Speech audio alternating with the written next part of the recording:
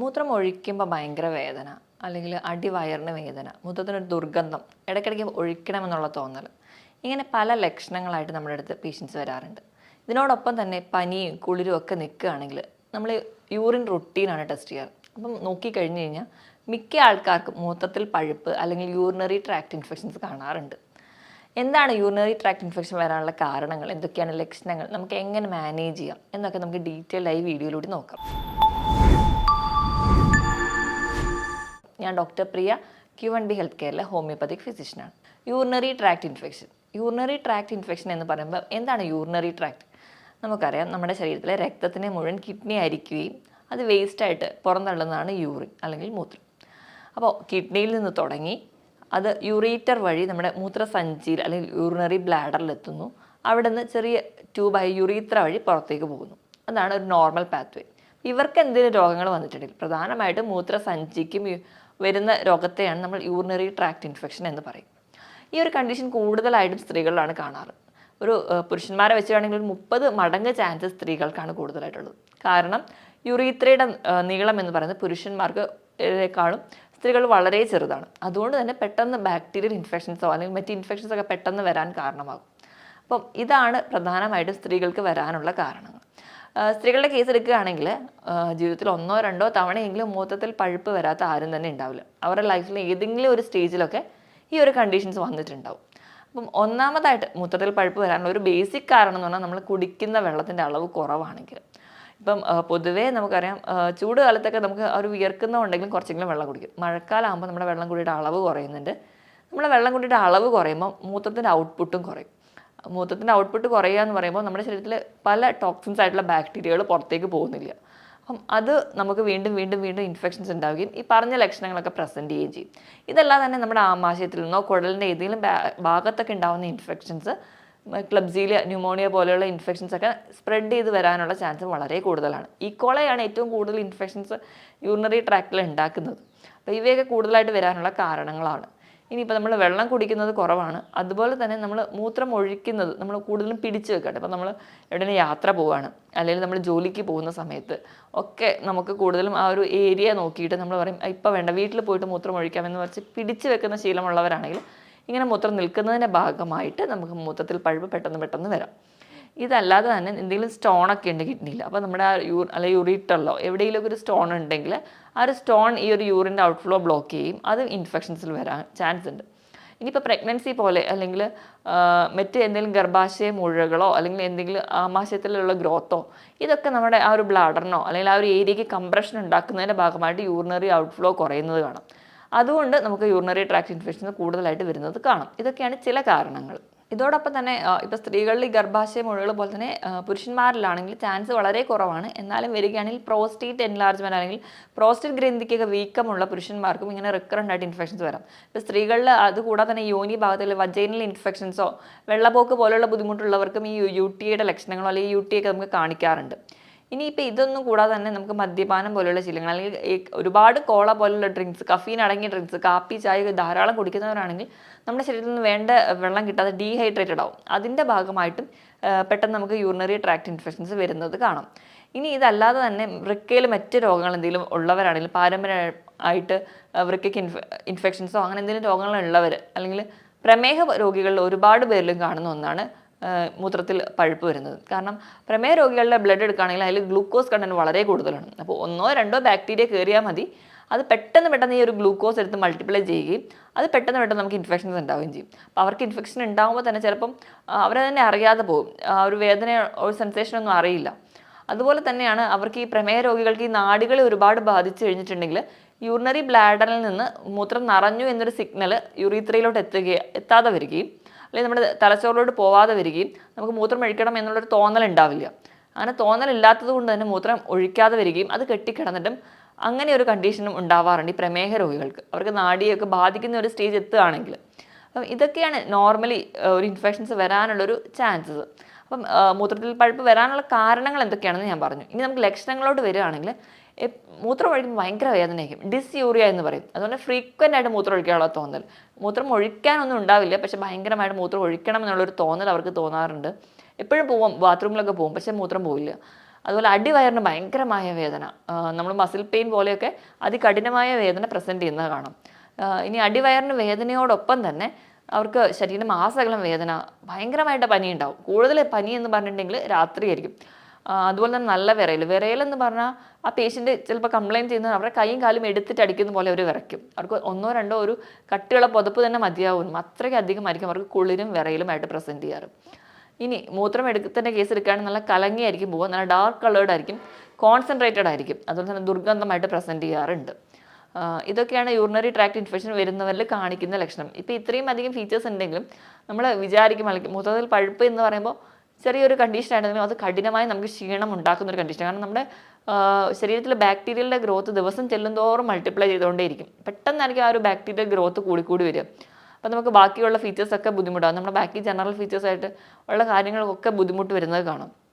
ഇനിയിപ്പോൾ ഈ പനിയുടെ കേസ് എടുക്കുകയാണെങ്കിൽ നമുക്ക് നോർമലി നമുക്കറിയാം വൈറലോ അങ്ങനെ എന്തെങ്കിലും പനികളൊക്കെ ആണെങ്കിൽ അതിൻ്റെ കൂടെ തന്നെ നമുക്ക് ജലദോഷം അല്ലെങ്കിൽ ചുമ പോലെയുള്ള ഫീച്ചേഴ്സ് ഉണ്ടാവാറുണ്ട്. പക്ഷേ ഈ ഒരു കേസിൽ പനി വരുമ്പോൾ നമുക്ക് ബോഡി പെയിൻ ഉണ്ട് എന്നല്ലാതെ വേറെ അപ്പർ റെസ്പിറേറ്ററി ട്രാക്ട് ഇൻഫെക്ഷൻസ് ഒന്നും കാണിക്കില്ല. അപ്പോൾ തന്നെ നിങ്ങൾ സംശയിക്കണം അവിടെ ഒരു UTI ഉണ്ടോ എന്ന്. അപ്പോൾ തന്നെ നിങ്ങൾ യൂറിൻ ടെസ്റ്റ് ചെയ്യുക അല്ലെങ്കിൽ അടുത്ത് തന്നെ ഒരു ഡോക്ടറെ തന്നെ കൺസൾട്ട് ചെയ്യാണ് വേണ്ടത്. ഇതോടൊപ്പം തന്നെ ഓക്കാനം, ഛർദിൽ, വായിൽ ഒരു ടേസ്റ്റ് ഇല്ലാത്ത പോലെ, ഭക്ഷണത്തിനോട് ഒരു വിരോധം, ഇങ്ങനെയൊക്കെയുള്ള സിംറ്റംസ് കൂടെ കാണിക്കാറുണ്ട്. അപ്പോൾ ഇങ്ങനത്തെ ലക്ഷണങ്ങളൊക്കെ ആയിട്ട് പ്രസൻറ്റ് ചെയ്യുകയാണെങ്കിൽ നിങ്ങൾ എത്രയും പെട്ടെന്ന് ഡോക്ടറുടെ കൺസൾട്ടേഷൻ എടുക്കണം. അപ്പോൾ ഇങ്ങനെ ചിലർക്ക് എന്ന് പറഞ്ഞാൽ ഈ റെക്കറൻ്റ് ആയിട്ട് UTI വരും. ഇങ്ങനെ റെക്കറൻ്റ് ആയിട്ട് UTI വരുന്നവരാണെങ്കിൽ ഇപ്പോൾ പ്രഗ്നൻസിയുടെ കേസിലൊക്കെ ഒരുപാട് നമുക്കിങ്ങനെ വരുന്നത് തന്നെ നമുക്ക് ആ ഒരു കുഞ്ഞിന് അത് ദോഷമാണ്. അപ്പം ഇങ്ങനെയൊക്കെ വരുന്നവരാണെങ്കിൽ മാക്സിമം അതിൻ്റെ ഒരു പ്രിവെൻഷനാണ് എടുക്കേണ്ടത്. അപ്പം ഒരു കണക്ക് പറയുകയാണെങ്കിൽ വർഷത്തിൽ ഒരു 3 തവണ അല്ലെങ്കിൽ 6 മാസത്തിലൊക്കെ 2 തവണ കൂടുതലായിട്ട് ഇങ്ങനെ ഇൻഫെക്ഷൻസ് വന്നുകൊണ്ടിരിക്കുന്നവരാണെങ്കിൽ നിങ്ങൾ മറ്റ് പരിശോധനകളൊക്കെ ചെയ്യേണ്ടതാണ്. അതായത് കിഡ്നിയുടെ മറ്റ് ടെസ്റ്റുകളൊക്കെ ചെയ്യണം. കാരണം റെക്കറൻ്റ് ആയിട്ട് ഇങ്ങനെ ഇൻഫെക്ഷൻസ് നിൽക്കുകയാണെങ്കിൽ ഈ ഒരു ഇൻഫെക്ഷൻ അസെൻഡ് ചെയ്ത് യൂറീത്രയിൽ നിന്ന് മുകളിലോട്ട് കയറിയിട്ട് കിഡ്നിക്ക് വരാം. കിഡ്നിക്ക് വന്നിട്ടുണ്ടെങ്കിൽ കിഡ്നിക്ക് മറ്റ് ഇൻഫെക്ഷൻസ് വന്ന് പൈലോനെഫ്രൈറ്റിസ് പോലെയുള്ള കണ്ടീഷനോ അല്ലെങ്കിൽ കിഡ്നി കംപ്ലീറ്റ് ഡാമേജിലോട്ടൊക്കെ പോകാം. ചിലപ്പോൾ നമ്മൾ നിസ്സാരമായി കാണുന്ന ഈ ഒരു കണ്ടീഷൻ തന്നെ വെച്ചുകൊണ്ടിരിക്കുമ്പോഴായിരിക്കും അല്ലെങ്കിൽ ഈ ഒരു കണ്ടീഷനിൽ നിന്നാണ് പലരും പ്രമേഹം പോലുള്ള രോഗങ്ങൾ ഉണ്ട് എന്ന് തന്നെ തിരിച്ചറിയാറ്. അല്ലെങ്കിൽ മറ്റ് കിഡ്നി കണ്ടീഷനിലൂടെ എത്തുമ്പോഴാണ് ചിലപ്പോൾ നമ്മൾ തന്നെ അറിയുക ഈ റെക്കറൻ്റ് ആയിട്ടുള്ള UTI ആണ് ഇതിനൊക്കെ കാരണമെന്ന്. അപ്പം നമ്മളൊരു ഡോക്ടറെ അടുത്ത് ചെന്നിട്ടുണ്ടെങ്കിൽ നമ്മൾ ആദ്യം തന്നെ ഇൻവെസ്റ്റിഗേഷന് വിടുകയാണെങ്കിൽ നമ്മൾ ആദ്യം യൂറിൻ റുട്ടീനാണ് ചെയ്യാറ്. യൂറിൻ റുട്ടീൻ ചെയ്യുന്ന സമയത്ത് അതിൽ പസ് സെൽസ്, എപ്പിത്തീലിയൽ സെൽസ്, ആൽബുമിൻ എന്നൊക്കെ പറഞ്ഞ് കാണിക്കാറുണ്ട്. പസ് സെൽസ് വളരെ സ്റ്റാർട്ടിങ് സ്റ്റേജ് ആണെങ്കിൽ പസ് സെൽസ് ഒന്നും അധികം കാണിക്കാറില്ല. പക്ഷെ ഇത് കൂടിക്കഴിഞ്ഞ് കഴിഞ്ഞാൽ ഒരു ഡ്രോപ്പ് അല്ലെങ്കിൽ 1 മില്ലി യൂറിൻ എടുക്കുകയാണെങ്കിൽ തന്നെ അതിനകത്ത് തന്നെ 1 ലാഖിൻ്റെ മുകളിലൊക്കെ തന്നെ ഈക്കോളയോ അല്ലെങ്കിൽ മറ്റ് ബാക്ടീരിയകളൊക്കെ പ്രസൻറ്റ് ചെയ്യാറുണ്ട്. അത്രയ്ക്കധികം ഇൻഫെക്ഷൻസ് ഈ ഒരു ചെറിയ ഓർഗാനിസം തന്നെ ദിവസങ്ങൾ കൊണ്ട് തന്നെ മൾട്ടിപ്ലൈ ചെയ്ത് ഉണ്ടാവാറുണ്ട്. അപ്പം ഏറ്റവും ആദ്യം നമ്മൾ യൂറിൻ റുട്ടീന് വിടും. യൂറിൻ റുട്ടീന് വിടുമ്പോൾ പസ് സെൽസോ അല്ലെങ്കിൽ എപ്പിത്തീലിയൽ സെൽസോ കാണുകയാണെങ്കിൽ ഫസ്റ്റ് സ്റ്റേജ് ഒക്കെ ആണെങ്കിൽ നമുക്ക് നല്ലപോലെ വെള്ളം കുടിച്ചു കഴിഞ്ഞാൽ തന്നെ ഒരു പരിധി വരെയൊക്കെ നമുക്ക് കൺട്രോൾ ചെയ്യാൻ പറ്റും. അല്ലാത്തൊരു കണ്ടീഷൻ ആണെങ്കിൽ നമ്മൾ മെഡിസിനൽ മാനേജ്മെൻറ്റിലോട്ട് തന്നെ പോകണം. ഇനി റെക്കറൻ്റ് ആയിട്ട് UTI വരുന്നവരാണെങ്കിൽ മറ്റ് ബ്ലഡ് ടെസ്റ്റുകൾ ചെയ്യണം, കിഡ്നി ഫംഗ്ഷൻ ടെസ്റ്റുകൾ ചെയ്യണം, USS അബ്ഡമൻ ആൻഡ് പെൽവിസ് ചെയ്യണം. കാരണം ഇങ്ങനെ റെക്കറൻ്റ് ആയിട്ട് UTI വരുന്നതിന് ഒരു കാരണം എന്ന് പറഞ്ഞിട്ടുണ്ടെങ്കിൽ മൂത്രത്തിൽ കല്ലാണ്. അപ്പോൾ ഇങ്ങനെ സ്കാൻ ചെയ്താൽ മാത്രമേ കല്ലുണ്ടോ എന്ന് തിരിച്ചറിയാൻ പറ്റുള്ളൂ. കല്ലുണ്ടെങ്കിലും ഇത് ബ്ലോക്ക് ചെയ്തിട്ട് റെക്കറൻ്റ് UTIക്ക് ചാൻസ് ഉണ്ട്. അപ്പോൾ അത് റൂൾ ഔട്ട് ചെയ്യാൻ വേണ്ടിയിട്ട് സ്കാനും ചെയ്യാറുണ്ട്, മറ്റ് പരിശോധനകൾക്ക് വിടാറുണ്ട്. ഇനി നമുക്ക് മാനേജ്മെൻറ്റ് സൈഡിലോട്ട് വരാം. അപ്പോൾ ഇത്രയും ഞാൻ ലക്ഷണങ്ങളും കാരണങ്ങളും ഒക്കെ പറഞ്ഞു. മാനേജ്മെൻറ്റ് സൈഡിൽ ഞാൻ പറയുകയാണെങ്കിൽ ആദ്യം തന്നെ ചെറിയ രീതിയിലാണ് നിങ്ങൾക്ക് ഇൻഫെക്ഷൻ എങ്കിൽ നിങ്ങൾ നല്ലപോലെ വെള്ളം കുടിക്കുക അല്ലെങ്കിൽ വീട്ടിൽ നല്ലപോലെ റെസ്റ്റ് എടുത്താൽ തന്നെ നമുക്ക് കൺട്രോൾ ചെയ്യാൻ പറ്റും. നമുക്ക് ഇൻഫെക്ഷൻസ് അഡ്വാൻസ് ചെയ്ത് പോയ കണ്ടീഷനാണെങ്കിൽ കൃത്യമായിട്ട് മെഡിസിനൽ മാനേജ്മെൻറ്റ് ആവശ്യമാണ്. മെഡിസിൻ മാനേജ്മെൻറ്റിലോട്ട് പോകുമ്പോൾ നമ്മൾ മെഡിസിൻ കഴിക്കുന്നു, നമ്മുടെ രോഗലക്ഷണങ്ങളൊക്കെ കുറയുന്നുണ്ട്.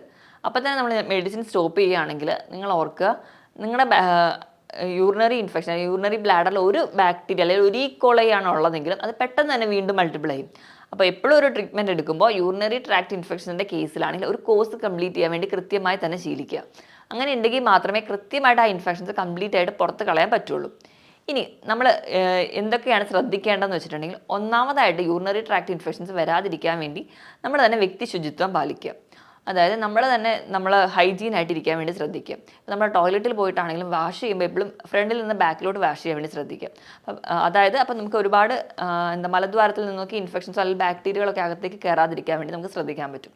ഇപ്പോൾ അടിവസ്ത്രങ്ങളാണെങ്കിലും വെയിലത്തിട്ട് നല്ലപോലെ ഉണങ്ങിയ ശേഷം മാത്രം യൂസ് ചെയ്യുക, അല്ലെങ്കിൽ അവിടെയും ഫംഗൽ ഇൻഫെക്ഷൻസോ ബാക്ടീരിയൽ ഇൻഫെക്ഷൻസോ നിങ്ങൾക്ക് ഉണ്ടാവാനുള്ള ചാൻസ് വളരെ കൂടുതലാണ്. അപ്പം ഇതാണ് ഒന്നാമതായിട്ട് ശ്രദ്ധിക്കേണ്ടത്. പിന്നെ ധാരാളം വെള്ളം കുടിക്കുക. എപ്പോഴും നല്ലപോലെ വെള്ളം കുടിക്കുക. വെള്ളം കുടിക്കുന്നതിനനുസരിച്ച് തന്നെ മൂത്രമൊഴിച്ച് കളയാൻ വേണ്ടി ശ്രദ്ധിക്കുക. അങ്ങനെയാണെങ്കിൽ ഒരു പരിധി വരെ ഇൻഫെക്ഷൻസ് ഒന്നും വരാതിരിക്കാൻ വേണ്ടി പറ്റും. കാരണം ഈ വെള്ളം കുടിച്ച് അല്ലെങ്കിൽ യൂറിൻ ഔട്ട്പുട്ടിലൂടെയാണ് ഈ ബാക്ടീരിയകളെല്ലാം പുറത്തേക്ക് പോകുന്നത്. അപ്പോൾ ഒരു പരിധി വരെ നമുക്ക് ഇൻഫെക്ഷൻസ് അങ്ങനെ തടയാൻ പറ്റും. അതാണ് അടുത്തതായിട്ട് ശ്രദ്ധിക്കേണ്ടത്. അപ്പം ജോലിക്ക് പോകുന്നവരാണെങ്കിലും അല്ലെങ്കിൽ യാത്രയ്ക്ക് പോകുന്നവരാണെങ്കിലും നിങ്ങൾ മാക്സിമം യൂറിനേറ്റ് ചെയ്യാൻ വേണ്ടി ശ്രദ്ധിക്കുക. അപ്പം ആ ഒരു ഏരിയയിൽ നമ്മൾ യൂറിനേറ്റ് ചെയ്യുന്ന ഏരിയ എത്ര അഴുക്കാണെങ്കിലും അവിടുന്ന് ഒരിക്കലും ബാക്ടീരിയ നമ്മുടെ ശരീരത്തിലോട്ട് വന്ന് കയറില്ല.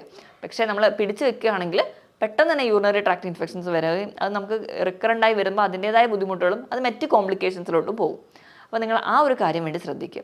ഇനി ഈ നമ്മുടെ ശരീരത്തിൽ ഒരു ബാക്ടീരിയ വന്നു അല്ലെങ്കിൽ ഒരു ഇൻഫെക്ഷൻ വന്ന സമയത്ത് നമ്മൾ മെൻ്റലി കൂടി വീക്കാണെങ്കിൽ നമുക്ക് ഒരുപാട് സ്ട്രെസ്സൊക്കെ ഉണ്ടെങ്കിൽ ഈ ഒരു ബാക്ടീരിയൽ ഗ്രോത്ത് കൂടും. അപ്പോൾ നിങ്ങൾ മെൻ്റലി വീക്ക് അല്ലെങ്കിൽ സ്ട്രെസ് ആയിട്ടിരിക്കുന്ന കണ്ടീഷൻ അത് കുറച്ചുകൂടെ റിലാക്സ് ചെയ്യാൻ വേണ്ടി ശ്രദ്ധിക്കുക. കഴിക്കുന്ന ഭക്ഷണത്തിൽ നിന്ന് ഒഴിവാക്കേണ്ടത് എന്താണെന്ന് വെച്ചിട്ടുണ്ടെങ്കിൽ അധികമായിട്ട് മധുരവും ഉപ്പും മസാലകളും മാക്സിമം അവോയ്ഡ് ചെയ്യുക. ഇതൊക്കെ ഈ ഒരു ബാക്ടീരിയൽ ഗ്രോത്തിനെ ഫ്ലറിഷ് ചെയ്യുന്ന കാര്യങ്ങളാണ്. മാക്സിമം ഇവയൊക്കെ ഒഴിവാക്കുക. പകരം ഹെൽത്തി ആയിട്ടുള്ള ഭക്ഷണങ്ങൾ കഴിക്കുക. നമ്മൾ കഴിക്കേണ്ട ഭക്ഷണങ്ങൾ എന്തൊക്കെയാണെന്ന് നോക്കിയിട്ടുണ്ടെങ്കിൽ എപ്പോഴും നല്ല ബാക്ടീരിയ വളരാൻ വേണ്ടിയിട്ട് അല്ലെങ്കിൽ ഒരു പ്രോപ്പർ ഗട്ട് ഹെൽത്ത് അല്ലെങ്കിൽ പ്രോപ്പർ ഹെൽത്തിന് വേണ്ടിയിട്ട് നല്ല പോലെ നിങ്ങൾ പ്രോബയോട്ടിക്സ് കഴിക്കുക. തൈര് അടങ്ങിയ ഭക്ഷണങ്ങൾ അല്ലെങ്കിൽ അതുപോലെ തന്നെ തൈര്, നിങ്ങൾ പഴങ്കഞ്ഞി, ഉപ്പിലിട്ട ചെറിയ രീതിയിലൊക്കെ വിനാഗിരി അടങ്ങിയിട്ടുള്ള ഭക്ഷണങ്ങളൊക്കെ കഴിക്കുന്നത് നല്ലൊരു പ്രോബയോട്ടിക്കാണ്. ഇത് നമ്മുടെ ശരീരത്തിൽ നല്ല ബാക്ടീരിയനെ വളർച്ചയ്ക്ക് സഹായിക്കും. നല്ല ബാക്ടീരിയ നല്ല രീതിയിലുണ്ടെങ്കിൽ നമ്മുടെ ശരീരത്തിൽ മറ്റ് രോഗങ്ങൾ ഉണ്ടാകുന്ന ബാക്ടീരിയൻ്റെ ഗ്രോത്ത് നമുക്കൊരു പരിധി വരെ കുറയ്ക്കാൻ പറ്റും. ഇനി ഇതുപോലെ തന്നെ ബാക്ടീരിയൽ ഗ്രോത്ത് കുറയ്ക്കാവുന്ന ഒന്നാണ് ക്യാൻബറി ജ്യൂസുകൾ. ക്യാൻബറി എന്ന് പറയുമ്പോൾ നമുക്കറിയാം നമ്മുടെ ലൗലോലിക്ക അല്ലെങ്കിൽ ചെറി പോലെയുള്ള ഫ്രൂട്ട്സൊക്കെ ഈ ക്യാൻബറിയിൽ വരുന്നതാണ്. ഇവയുടെയൊക്കെ ജ്യൂസ് സിറപ്പുകളല്ലാതെ തന്നെ ജ്യൂസായിട്ട് തന്നെ അധികം ഷുഗറൊന്നും ഇല്ലാത്ത രീതിയിൽ നിങ്ങൾ കുടിക്കുകയാണെങ്കിൽ അത് നിങ്ങൾക്ക് ഒരു പരിധി വരെ കുറയ്ക്കാൻ പറ്റും. പിന്നെ നമ്മുടെ വീട്ടിൽ തന്നെ ആണെങ്കിൽ കൂവ അല്ലെങ്കിൽ ബാർലിയൊക്കെ വെള്ളം കാച്ചി കുടിക്കുക, ഞെരിഞ്ഞിലിട്ട് വെള്ളം കുടിക്കുക. ഇതൊക്കെ ഒരു പരിധി വരെ UTI കുറയ്ക്കുന്ന സാധനങ്ങളാണ്. അപ്പോൾ ഇതൊക്കെ മാക്സിമം യൂസ് ചെയ്യാൻ വേണ്ടി ശ്രദ്ധിക്കുക. അപ്പോൾ അങ്ങനെ തന്നെയാണെങ്കിൽ ഒരു പരിധി വരെ നമുക്ക് കുറയ്ക്കാൻ പറ്റും. ഇതിനോടൊപ്പം തന്നെ കരിക്ക് നല്ല പോലെ കുടിക്കുന്നത്, ധാരാളം പൊട്ടാസ്യം ഉണ്ട്. അതുപോലെ തന്നെ കരിക്ക് നല്ല റീഫ്രഷിംഗ് ആണ്. അപ്പോൾ അത് നമുക്ക് ക്ഷീണവും മാറ്റും. കരിക്ക് നല്ലപോലെ കുടിക്കാൻ വേണ്ടി ശ്രദ്ധിക്കുക. ഫ്രൂട്ട്സിൻ്റെ കേസിൽ എടുക്കുകയാണെങ്കിൽ ഓറഞ്ച്, വൈറ്റമിൻ C അടങ്ങിയിട്ടുള്ള നെല്ലിക്ക, നാരങ്ങ, ഇത് നമുക്ക് അറിയാം ഒരു ഇൻഫെക്ഷൻ വന്നിട്ട് അത് കുറയ്ക്കാൻ വേണ്ടി സഹായിക്കുന്നുണ്ട്. തണ്ണിമത്തൻ കഴിക്കുന്നത് വളരെ നല്ലതാണ്. അത് കുറേ ഹൈഡ്രേറ്റഡ് ആയിട്ട് നിർത്തുകയും ചെയ്യും. ഈ ക്ഷീണം അല്ലെങ്കിൽ നമുക്ക് ഇത് മൂലം ഉണ്ടാകുന്ന പല മറ്റ് കംപ്ലയിൻസോ അല്ലെങ്കിൽ കോംപ്ലിക്കേഷൻസോ ഒക്കെ തടയാൻ പറ്റും. അപ്പോൾ ധാരാളം വാട്ടർ കണ്ടന്റ് ഉള്ള ഫ്രൂട്ട്സൊക്കെ നല്ലപോലെ കഴിക്കുക. കുറച്ചുകൂടെ ഹെൽത്തി ആയിട്ടുള്ള ഭക്ഷണങ്ങളൊക്കെ കഴിക്കുക. അങ്ങനെയാണെങ്കിൽ ഒരു പരിധി വരെ നമുക്ക് ഇൻഫെക്ഷൻസൊക്കെ തടയാൻ പറ്റും. ഇനി നമ്മൾ അതുപോലെ തന്നെ നമ്മൾ വ്യക്തി ശുചിത്വം പാലിക്കുകയും കൂടി വേണം. അതുപോലെ നമ്മൾ ടോയ്ലറ്റിലൊക്കെ പോയി കഴിഞ്ഞ് കഴിഞ്ഞാൽ ആ ഒരു ഏരിയ വാഷ് ചെയ്ത് ഡ്രൈ ആക്കി കീപ്പ് ചെയ്യാൻ വേണ്ടി ശ്രദ്ധിക്കുക. കാരണം നമ്മുടെ ഡ്രസ്സിൽ നിന്നോ അല്ലെങ്കിൽ നമ്മളെ ശുചിത്വം ഇല്ലായ്മയിൽ നിന്നും ഇങ്ങനെ ഇൻഫെക്ഷൻസ് റിക്കറൻ്റ് ആയിട്ട് വരാൻ ചാൻസ് ഉണ്ട്. അപ്പം നമ്മൾ തന്നെ ശ്രദ്ധിച്ച് കഴിഞ്ഞാൽ ഒരു പരിധി വരെ നമുക്ക് UTI പോലെയുള്ള ഇൻഫെക്ഷൻസ് തടയാൻ പറ്റും. ഈ പറഞ്ഞ കാര്യങ്ങളിൽ എന്തെങ്കിലും ഡൗട്ട് ഉണ്ടെങ്കിൽ നിങ്ങൾ താഴെ കാണുന്ന നമ്പറിൽ കോൺടാക്ട് ചെയ്യുക. മറ്റൊരു ഹെൽത്ത് ടോപ്പിക്കുമായിട്ട് വീണ്ടും കാണുന്നത് വരെ നന്ദി.